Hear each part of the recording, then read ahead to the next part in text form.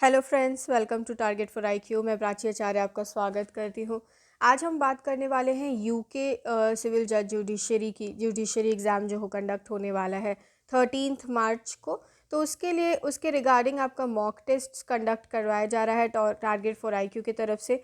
और ये एक तरीके का आपका ड्रिल है जो अभी हम लोग करने वाले हैं। हम अभी 50 क्वेश्चंस डिस्कस करने वाले हैं उस टेस्ट से ही, उस मॉक टेस्ट से ही। तो अगर आपको अच्छा लगता है तो आप ज्वाइन भी कर सकते हैं और अपनी प्रिपरेशन को चेक करने के लिए भी आप चेक कर सकते हैं कि कितना प्रिपेयर आप अच्छे से हैं। तो चलिए बात करते हैं। इंडियन पीनल कोड के ड्राफ्ट के बारे में आपको क्वेश्चन पूछा जा रहा है। तो ये फर्स्ट लॉ कमीशन के द्वारा प्रिपेयर किया गया था। सेकंड क्वेश्चन है कि विच one of the following pairs is correctly matched, जिसमें कि आपको वैल्यूएबल सिक्योरिटी, डॉक्यूमेंट, ओमिशन और काउंटरफीट के बारे में बताया गया है। तो सेक्शन 28 में काउंटरफीट आपको डिफाइन किया गया है। इसका फर्स्ट क्वेश्चन 2 का फर्स्ट आंसर हो जाएगा। फिर हार्बर के बारे में आपको डेफिनेशन पूछा गया है। तो हार्बर को आपको डिफाइन किया गया है जनरल एक्सप्लेनेशन में सेक्शन 52A। इसका मतलब होता है कि commission prior to the commission of the offence facilitating the commission thereof. ठीक है, तो इसमें इसमें दिया हुआ है आपको कि हार्बर का मतलब क्या नहीं होता है। तो आप हार्बर का मतलब समझिए कि किसी को भी सहायता करना, वैसा पर्सन जो कि ऑफेंडर है उसको आप किसी तरीके का शेल्टर प्रोवाइड कर रहे हैं, कन्वेयंस प्रोवाइड कर रहे हैं, असिस्ट कर रहे हैं कि वो भाग जाए। ठीक है, तो ये आपको तीनों जो ऊपर का प्रोविजन दिया हुआ है, तीनों जो आपका ऑप्शन दिया हुआ है वो हार्बर के डेफिनेशन से आता है। लेकिन फोर्थ ऑप्शन जो है वो ये लिखा हुआ है कि कमीशन से पहले का कमीशन फैसिलिटेशन, तो वो हार्बर के डेफिनेशन में नहीं आएगा। फिर आप नेसेसिटी के बारे में बात करते हैं। नेसेसिटी को डिफाइन किया गया है सेक्शन 81 में, जो कि आपके जनरल एक्सेप्शन चैप्टर 4 में फॉल करता है। और नेसेसिटी का मतलब यहाँ पे दिया हुआ है कि in order to avoid the greater harm, अगर कोई छोटा हार्म करता है, स्मॉलर हार्म करता है, तो उसको ब्लेम नहीं किया जा सकता है। तो इसका आंसर आपका 4 हो जाएगा। फिर आइए फिफ्थ में। इसमें आपको 7 ईयर्स से बिलो एज के चाइल्ड के बारे में पूछा गया है। तो ये आपको सेक्शन 82 और 83 में मिलता है। और इसको एक मैक्सिम से डील किया जाता है। इसको बोलते हैं हम डॉली इनकपैक्स। फिर आइए आप सेक्शन 6 में। सेक्शन 6 को जो जिस तरीके से क्वेश्चन पूछा गया है उसमें ये होना चाहिए था कि सेक्शन 103 में आपका प्राइवेट डिफेंस जो है उससे रिलेटेड आपका ये क्वेश्चन है। तो क्रिमिनल ब्रीच ऑफ ट्रस्ट के केसेस में आप प्राइवेट डिफेंस डेथ तक कॉज नहीं कर सकते हैं। फिर आपका सेक्शन ये क्वेश्चन 7 आता है, जिसमें अबेटमेंट के बारे में डेफिनेशन से रिलेटेड आपको क्वेश्चन पूछा गया है। तो अबेटमेंट का देखिए डेफिनेशन सेक्शन 107 में दिया गया है और उसका मतलब by instigation, engaging in conspiracy and intentional aid, तीनों ही होता है। तो इसका ऑप्शन आपका फोर्थ करेक्ट हो जाएगा। फिर आपका ऑप्शन है कि नासिक कॉन्स्पिरेसी केस जो है उसको, कौन से केस को नासिक कॉन्स्पिरेसी केस भी कहते हैं। तो ये विनायक दामोदर सरवाकर का केस को नासिक कॉन्स्पिरेसी केस के भी नाम से जानते हैं। क्वेश्चन नंबर 9 में आ जाइए। Which one of the following is not punishable under the penal code, कौन सा ऐसा ऑफेंस है जो कि इंडियन पीनल कोड में पनिशेबल नहीं है। तो इसमें आप देखिएगा प्रिपरेशन जो है, प्रिपरेशन के स्टेज पे बाकी सारा आपका डकवाइटी या आपका ऑप्शन 4 ऑप्शन A1 जो है वो पनिशेबल है, लेकिन प्रिपरेशन टू कमिट मर्डर के बारे में आप कहीं पे भी नहीं देखेंगे। फिर आपको ऑप्शन आता है क्वेश्चन आता है क्वेश्चन 10। क्वेश्चन 10 में आपको बात किया गया है कि प्राइवेट प्लेस पे कौन सा ऑफेंस कमिट किया जा सकता है। तो उसमें आपका एफरे आ जाएगा। सॉरी, प्राइवेट प्लेस पे कौन सा ऑफेंस नहीं किया जाता है, तो उसमें आपका एफरे आ जाएगा क्योंकि वो पब्लिक प्लेस पे किया गया ऑफेंस है। तो ये आपको ध्यान में रखना है। बाकी आप कहीं पे भी कोई भी ऑफेंस, मर्डर, असॉल्ट, राइट, अगर आप प्राइवेट प्लेस पे भी करते हैं तो वो भी पनिशेबल ऑफेंस है। लेकिन एफरे के एसेंशियल इंग्रेडिएंट्स में ही आप देखेंगे सेक्शन 159 में कि वो पब्लिक प्लेस पे किया जाने वाला ऑफेंस है। पब्लिक प्लेस पे फाइट अगर करते हैं दो या दो से ज़्यादा लोग तो उसमें एफरे का आ जाता है। कल्पेबल होमिसाइड का मतलब कॉजिंग डेथ इंटेंशनली होता है। K M Nanavati versus state of Maharashtra का केस आपका लीडिंग केस है ग्रेव एंड सडन प्रोवोकेशन के लिए, जो कि आपका सेक्शन 300 का एक्सप्लेनेशन 1 में, आपका एक्सेप्शन 1 में आता है। फिर आप देखिएगा क्वेश्चन नंबर 13 में आपको एडमिनिस्टर किया गया है ड्रग मिसकैरेज के लिए, तो ये कॉजिंग मिसकैरेज का आपका प्रोविजन हो जाएगा। क्वेश्चन आपका 14 जिसमें कि एक पर्टिकुलर रास्ता को रोका जा रहा है। A threatening to set a savage dog, जो कि बहुत खतरनाक कुत्ता है, उसको उसके पाथ में जहाँ पे उसका राइट है कि वो वहाँ से जा सकता है, वहाँ उस पाथ में अगर उसको एक सैविज डॉग को खड़ा करता है तो ये आपका रॉन्गफुल रिस्ट्रेंट हो जाएगा। रॉन्गफुल रिस्ट्रेंट और रॉन्गफुल कन्फाइनमेंट में ज़रूर अंतर ध्यान में रखिएगा।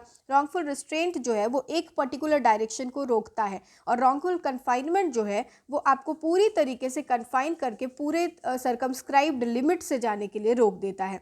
फिर आपका सेक्शन 362 अबडक्शन के बारे में बात किया गया है। ये ध्यान रखिएगा कि अबडक्शन और किडनैपिंग में एक बहुत बड़ा अंतर है कि किडनैपिंग में आपको एज बताया गया है, लेकिन अबडक्शन किसी भी पर्सन का हो सकता है ऑफ एनी एज, इसीलिए इसका ऑप्शन 4 करेक्ट हो जाएगा। फिर है आपका, अगर आप कोई सेक्सुअल इंटरकोर्स करते हैं विडो के साथ उसके कंसेंट से, तो फिर ये आपका पनिशेबल ऑफेंस नहीं है, इसमें नो ऑफेंस की कैटेगरी में ये फॉल करेगा। क्वेश्चन 17 जो है वो आपको थेफ्ट से रिलेटेड है। अगर ड्वेलिंग हाउस या कंप्यूटर शॉप इस तरीके से कोई कहीं पे अगर थेफ्ट होता है तो ड्वेलिंग हाउस वाला प्रोविज़न आपको लगेगा और ये सेक्शन 380 में दिया गया है। एक्सटॉर्शन किन चीज़ों के अगेंस्ट में कमिट किया जा सकता है, तो एक्सटॉर्शन जो है वो move any kind of property, उसमें वर्ड लिखा गया है सेक्शन 383 में, तो इसीलिए इसका ऑप्शन 4 करेक्ट हो जाएगा। फिर एक पर्सन जो है वो ग्रीवियस हर्ट, उसको फियर ऑफ ग्रीवियस हर्ट में रखता है और उससे चाहता है कि वो प्रॉपर्टी जो है वो डिलीवर करे, तो ये आपका एक्सटॉर्शन के सेक्शन में आप इलस्ट्रेशन देखेंगे तो वो उस इलस्ट्रेशन से लिया गया है। क्वेश्चन 20 जो है वो आपका फॉर्जरी से रिलेटेड है। इसमें साइन किया जा रहा है एक बिल ऑफ एक्सचेंज के ऊपर और बिलीव करवाने के लिए कि ये कोई और व्यक्ति है, तो ये फॉर्जरी का आपका प्रोविज़न बन जाता है। फिर आपका यहाँ पे है 21 498 ए कब जो है वो इनैक्ट किया गया है, तो इसका डेट जो है 25 दिसंबर 1983 हो जाएगा। पूरे आईपीसी में आपको प्रोविज़न पूछा गया है कि कौन सा ऐसा प्रोविज़न है जहाँ पे मिनिमम पनिशमेंट प्रोवाइड किया गया है। ये भी एक क्वेश्चन यहाँ से बनता है। हालांकि यहाँ पे क्वेश्चन है कि मिनिमम ड्यूरेशन ऑफ इम्प्रिजनमेंट जो है वो किस ऑफेंस में और किस प्रोविज़न में प्रोवाइड किया गया है, तो ये आपका 510 सेक्शन और इसमें 24 आवर्स का इम्प्रिजनमेंट के बारे में बताया गया है। क्वेश्चन 23 में एक वुमेन है, वो चाहती है कि वो वेल में जाके जंप करे और वहाँ तक जाने से पहले ही उसको रोक लिया जाता है, तो यहाँ पे अटेम्प्ट भी नहीं होगा, ये नो ऑफेंस की कैटेगरी में फॉल करेगा। अटेम्प्ट से रिलेटेड आपका सेक्शन 511 है और वो ऑब्जेक्ट थ्योरी के ऊपर बेस्ड है। फिर आपका आता है 25 जो है, जिसमें जिस तरीके से हम लोग बात किए कि ऐसा कौन सा प्रोविज़न है जिसमें कि सबसे कम पनिशमेंट आईपीसी में प्रोवाइड किया गया है, वो मिसकंडक्ट से रिलेटेड है। ड्रंकन पर्सन जो है वो मिसकंडक्ट करते हैं अगर और पब्लिक प्लेस में, तो वो सेक्शन 510 में दिया गया है। कॉग्निजेबल केस के बारे में बताया गया है, तो देखिए कॉग्निजेबल केस का डेफिनेशन आपको मिल जाएगा डेफिनेशन सेक्शन में, और ये एक ऐसा तरीके का ऑफेंस है जहाँ पे पुलिस को पावर होता है कि वो इन्वेस्टिगेट कर सके बिना वारंट के, तो अरेस्ट विदाउट वारंट का भी पावर इसमें आ जाता है। इसमें दिखाया क्वेश्चन 27 जो है वो आपका पुलिस स्टेशन के बारे में, पुलिस स्टेशन को डिफाइन किया गया है सेक्शन 2P में, तो ये आपका करेक्टली मैच्ड नहीं है।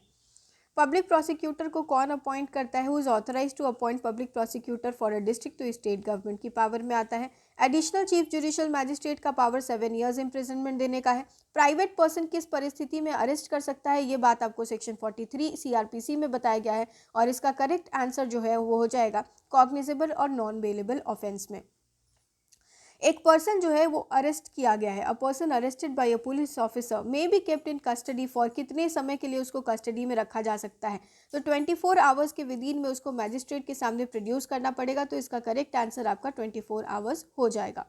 क्लेम्स और ऑब्जेक्शन, जो कि अटैचमेंट ऑफ प्रॉपर्टी के केस में अगर किसी को ऑब्जेक्शन देना है, तो इससे रिलेटेड आपका प्रोविजन सेक्शन 84 सीआरपीसी में प्रोवाइड किया गया है। 97 सीआरपीसी में कौन पर्सन जो है वो सर्च वारंट इशू करने के लिए कॉम्पिटेंट होंगे, तो इसमें आपका कोर्ट ऑफ सेशन हो जाएगा। फिर क्वेश्चन 34 आता है जिसमें एग्जीक्यूटिव मैजिस्ट्रेट के पावर के बारे में बात किया गया है, तो वो कितने दिन का गुड बिहेवियर का सिक्योरिटी दे सकते हैं, तो इसमें 1 ईयर आपका दिया गया है।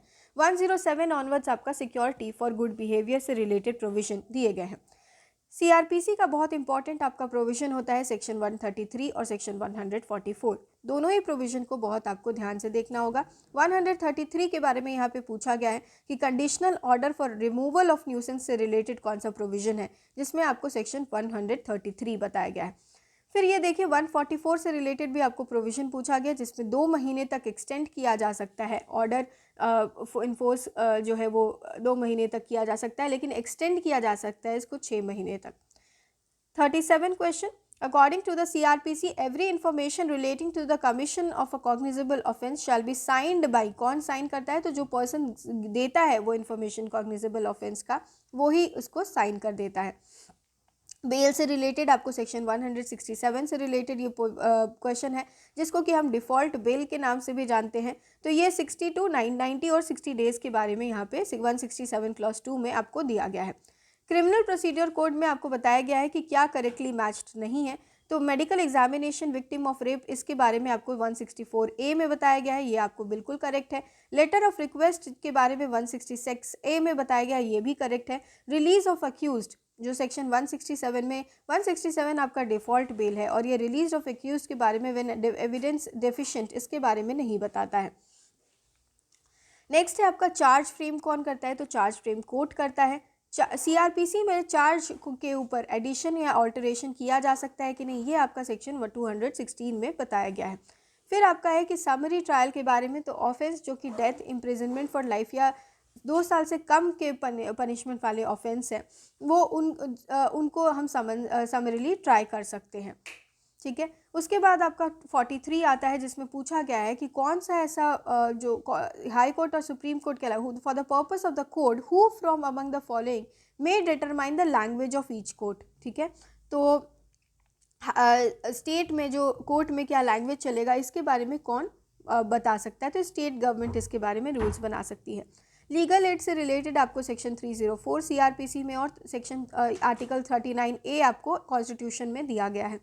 वेदर एन अक्यूज में बी अ कॉम्पिटेंट विटनेस, हाँ बिल्कुल हो सकता है, सेक्शन 315 CRPC में हो सकता है, और अगर वो अपने रिक्वेस्ट से राइटिंग में अगर ये बात को कहता है तो हो सकता है। 357A क्लॉज 2 में कौन से अथॉरिटी को डिसाइड करने के लिए दिया गया है कि quantum of punishment, quantum of compensation क्या होगा विक्टिम को, तो ये स्टेट और डिस्ट्रिक्ट लीगल सर्विसेज अथॉरिटी को ये पावर दिया गया है। फिर आपका सेक्शन 47 आता है, क्वेश्चन 47 आता है, जिसमें कि बताया गया है कि appeal against an order of acquittal passed by the court of judicial magistrate first class, judicial magistrate first class से अपील कहाँ लाई करेगा, तो ये कोर्ट ऑफ सेशन में लाई करेगा। Deena versus union of India जो है, ये case hanging as mode of execution के बारे में बताया गया है। 49 क्वेश्चन में देखिए 482 के इनहेरेंट पावर से रिलेटेड क्वेश्चन है कि इनहेरेंट पावर किसको होता है, तो ये हाई कोर्ट को होता है। CRPC में 482 में हाई कोर्ट को ये पावर दिया गया है, लेकिन 151 जो आपका CPC में है, जो इनहेरेंट पावर के बारे में बात करता है, वहाँ पे एनी सिविल कोर्ट के बारे में लिखा गया है। पीरियड ऑफ लिमिटेशन 468 बहुत ही इंपॉर्टेंट आपका प्रोविजन है, जिसमें 3 कैटेगरी में डिफाइन किया गया है पीरियड ऑफ लिमिटेशन को। यहाँ पे आपसे पूछा गया है कि अगर टर्म ऑफ पनिशमेंट 2 इयर्स है तो उसका पीरियड ऑफ लिमिटेशन क्या होगा, तो इसका आपका करेक्ट आंसर 3 इयर्स हो जाएगा।